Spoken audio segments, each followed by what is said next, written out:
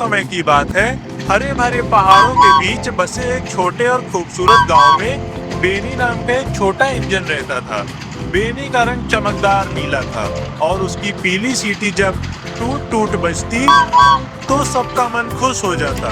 गांव के सभी लोग बेनी से बहुत प्यार करते थे क्योंकि वह हमेशा मुस्कुराते हुए यात्रियों को लेकर जाता और सामान पहुंचाता था। लेकिन बेनी अपने बड़े दिल के बावजूद बाकी इंजनों से छोटा था। जहां बड़े इंजन भारी सामान खींचते और खड़ी पहाड़ियों पर चढ़ जाते और लंबे पुलों को पार कर लेते थे, वहीं बेनी केवल हल्के सामान ही खींच सकता था। इससे कभी कभी उससे लगता था कि वह बड़े काम करने के लिए उतना मजबूत नहीं है। एक दिन सुबह सुबह बेनी स्टेशन पर आराम कर रहा था कि उसने स्टेशन मास्टर मिस्टर विल्सन को बड़े इंजनों से कुछ जरूरी बात करते सुना। आज गांव का उत्सव है और हमें पर्वत के मेले तक सामान पहुंचाना है, मिस्टर विल्सन ने कहा। हर कोई हमारी उम्मीद कर रहा है। अगर आतिशबाजी, खाना और सजावट का सामान नहीं पहुंचा तो उत्सव नहीं हो पाएगा। बड़े इंजन टॉम और हैरी उत्साह से सुन रहे थे, लेकिन जल्द ही उन्हें एक समस्या नजर आई। पिछली रात हुई बारिश ने मेले तक जाने वाले मुख्य रास्ते को बंद कर दिया था। अब केवल सकरी पगडंडी से ही होकर वहां पहुंचा जा सकता था और वह रास्ता इतना छोटा था कि केवल बेनी जैसा छोटा इंजन ही वहां पहुंच सकता था। मिस्टर विल्सन चिंतित होकर सोचने लगे, अब क्या किया जाए? हमें ऐसा इंजन चाहिए जो इस रास्ते पर फिट हो सके और चढ़ाई चढ़ने का साहस भी रखता हो।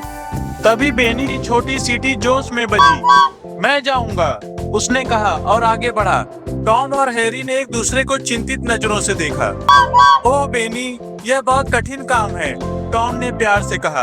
तुम बहुत बहादुर हो, लेकिन रास्ता लंबा है और चढ़ाई बहुत खड़ी है। लेकिन बेनी ने हिम्मत भरी आंखों से उनकी ओर देखा और कहा, मैं भले ही छोटा हूँ, लेकिन मैं यह कर सकता हूँ। मैं अपनी पूरी कोशिश करूँगा। उत्सव इन सामानों के बिना नहीं हो सकता। बेनी की बहादुरी देखकर मिस्टर विल्सन मुस्कुराए। ठीक है बेनी, उन्होंने कहा, मुझे तुम पर पूरा भरोसा है। अगर कोई कर सकता है तो वह तुम हो। गांव के लोगों ने तालियां बजाकर बेनी का हौसला बढ़ाया। सजावट के रंग बिरंगे बक्से, स्वादिष्ट खाने की टोकरी और आतिशबाजी के कीमती बक्से बेनी की गाड़ियों पर लाद दिए गए। लोग हाथ हिलाते हुए चिल्लाए, जाओ बेनी जाओ। अपनी सीटी बजाते हुए और हिम्मत भरे दिल से बेनी ने यात्रा शुरू की। उसने पुल पार किया, पेड़ों के बीच से गुजरा और अपनी छोटी छोटी पहियों को पूरी ताकत से घुमाया। जल्दी वह पहाड़ की तलहटी पर पहुंच गया। उसने ऊपर देखा और थोड़ा घबरा गया। पहाड़ी उसकी उम्मीद से भी ज्यादा ऊंची थी, लेकिन बेनी ने गहरी सांस ली और खुद से कहा, मैं कर सकता हूँ, मैं कर सकता हूँ और मैं कर सकता हूँ। जैसे जैसे वह चढ़ाई चढ़ रहा था, रास्ता और संकरा और ढलान और तेज होता गया। उसके पहिए धीरे धीरे चलने लगे, लेकिन उसका हौसला और बढ़ गया। मैं कर सकता हूँ, मैं कर सकता हूँ, वह लगातार दोहराता रहा। रास्ते के पेड़ अपनी पत्तियों को हिलाकर उसे प्रोत्साहित कर रहे थे। गिलहरी और पक्षी भी रुककर उसकी हिम्मत बढ़ा रहे थे। आधे रास्ते में बेनी को लगा कि सामान का वजन उसे पीछे खींच रहा है, लेकिन उसने हार नहीं मानी। वह धीरे धीरे आगे बढ़ता रहा जब तक कि वह पहाड़ी के ऊपर तक नहीं पहुंच गया। मैंने कर दिखाया, उसने खुशी से चिल्लाया।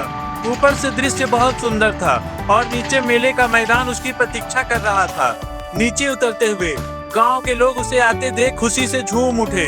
जब वह मेले के मैदान में पहुंचा तो हर कोई तालियां बजाकर और हाथ मिलाकर उसका स्वागत करने आया।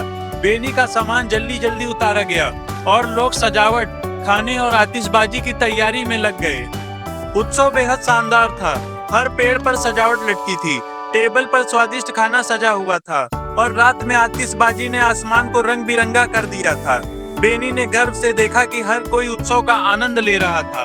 उसका दिल खुशी से भर आया और उसने अपने पहाड़ी सफर को और अपनी हिम्मत भरी बातों को याद किया। मैं कर सकता हूँ। उस रात जब बेनी स्टेशन पर आराम कर रहा था, वह गांव का सबसे खुश इंजन अपने आप को महसूस कर रहा था। भले ही वह छोटा था, उसने साबित कर दिया था कि बड़ा दिल और मजबूत इरादे हो तो कुछ भी संभव है। और तब से बेनी को वह छोटा इंजन जो कर सकता है के नाम से जाना जाने लगा, जिसने सबको दिखा दिया कि हिम्मत से हर मुश्किल आसान हो जाती है।